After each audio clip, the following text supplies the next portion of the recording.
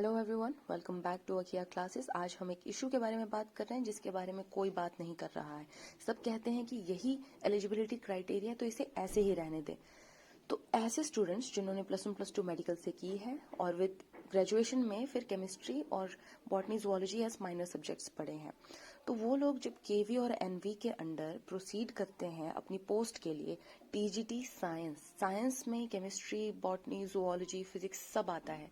And चलिए ठीक है, उसमें भी हम अगर मेडिकल फील्ड वालों को अलग रखते हैं और वो जब टीजीटी साइंस के लिए अप्लाई करते हैं, तो देखिए एसेंशियल क्वालिफिकेशन की रिक्वायरमेंट क्या है पोस्ट के लिए। तो जैसे ही आप इस पर सेलेक्ट करेंगे, आपको आएगा कि यस, ये ऑप्शन है कि yes I have studied biology और लाइफ साइंस और बॉटनी और जुओलॉजी एज ऑनर्स और main subject in at least 3 years और 6 semesters इन ग्रेजुएशन और 4 years integrated degree course with following combinations क्या है आपके? मेन सब्जेक्ट या तो बायोलॉजी या फिर लाइफ साइंस हो, और केमिस्ट्री और बॉटनी या जुओलॉजी दो आपके सब्सिडरी सब्जेक्ट्स, और दूसरा ऑप्शन क्या है कि जुओलॉजी मेन सब्जेक्ट हो, बाकी सब्सिडरी सब्जेक्ट्स। तीसरा ऑप्शन भी इन्होंने जुओलॉजी मेन सब्जेक्ट रखा है और बाकी सब सब्सिडरी सब्जेक्ट्स। अब आप मुझे बताइए, चलिए अगर आपको लगता है साइंस में बायो का ज्यादा इंपॉर्टेंस है, तो वो +1 +2 में मेडिकल में आपने पढ़ रखा है, उसके बाद ग्रेजुएशन में आपने साथ में बॉटनी जुओलॉजी भी पढ़ा है with chemistry as main subject. तो आप मुझे ये लॉजिकली समझाने की कोशिश कीजिए कि आप कैसे एलिजिबल नहीं हो एक टीजीटी साइंस का टीचर बनने के लिए।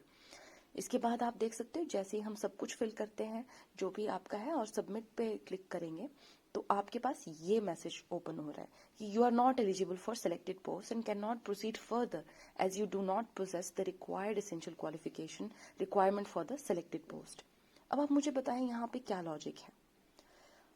साइंस पढ़ने वाले बच्चे ही अगर टीजीटी साइंस नहीं भर पा रहे हैं, कि ठीक है, लेट्स सपोज कि ठीक है नॉन मेडिकल सेक्शन में मैथमेटिक्स का पोर्शन होता है, तो उसको टीजीटी मैथ्स में वो इजीली अप्लाई कर सकते हैं। बट व्हाट अबाउट ऐसे स्टूडेंट्स जिन्होंने मेडिकल बैकग्राउंड से +1 +2 करी है and after that in graduation उन्होंने केमिस्ट्री मेजर रखा बट साथ में जुओलॉजी बॉटनी भी पढ़ा है। आप देख सकते हैं मैथमेटिक्स को इलेक्टिव भी रखा हुआ है, राइट? तो फिर लाइफ साइंस वाले बच्चों के लिए ऐसे पार्शियलिटी क्यों? उनके लिए मेन सब्जेक्ट सिर्फ बॉटनी जुओलॉजी ही क्यों? वो माइनर में भी पढ़ सकते हैं, क्योंकि ऐसे बच्चे फिर ना तो नॉन मेडिकल में अप्लाई कर पाते हैं और ना ही वो टीजीटी साइंस के लिए अप्लाई करते हैं, यानी कि ना मैथमेटिक्स के टीचर बन सकते हैं ना ही साइंस के टीचर बन सकते हैं। तो आपने एक जो उम्मीद थी वही उम्मीद छीन ली, है ना? So was this hard work of all these years in when? क्या ऐसे स्टूडेंट्स का कोई फ्यूचर नहीं है? क्या वो इनएलिजिबल हैं टीजीटी साइंस के टीचर बनने के लिए? वो मैथमेटिक्स के लिए भी अप्लाई नहीं कर पा रहे, तो क्या लॉजिक है इसके पीछे? उनके फ्यूचर के साथ क्या कर रहे हैं?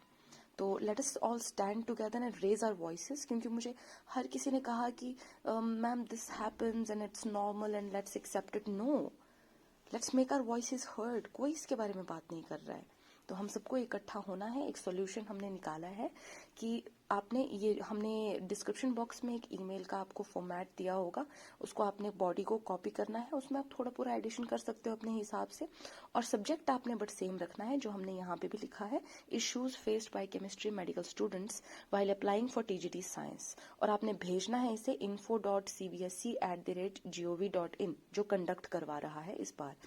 तो आई होप आपको ये ऑप्शन सही लगे, क्योंकि बहुत सारे मेल्स जब इसी सेम सब्जेक्ट से उनको दिखेंगे तो शायद वो नोटिस करेंगे और एक पॉजिटिव चेंज आने की पॉसिबिलिटीज होंगी।